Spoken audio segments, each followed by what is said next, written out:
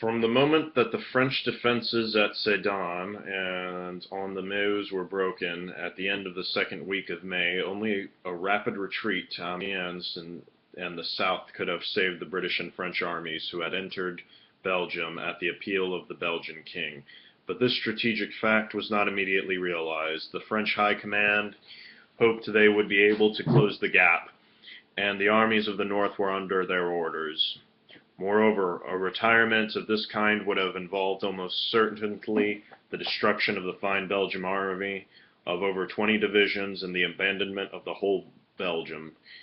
Therefore, when the forces and scope of the German penetration were realized, and when a new French Generalissimo, General Weygand, assumed command in the place of General Gamelin, an effort was made by the French and British armies in Belgium to keep on holding the right hand of the Belgians, to give their own right hand to a newly created French army, which was to have advanced across the Somme in great strength to grasp it.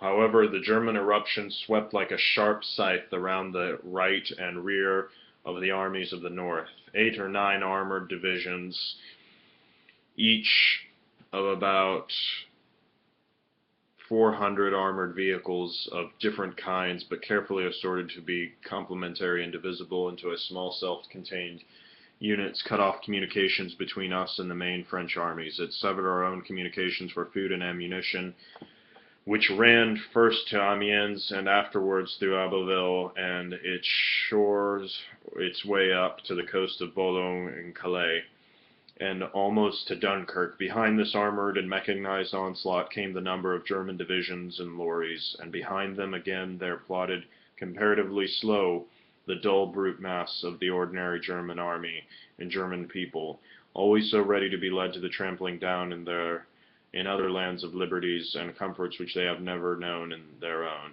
I have said armored scythe strokes almost reached Dunkirk, almost but not quite. Boulogne and Calais were the first scenes of desperate fighting.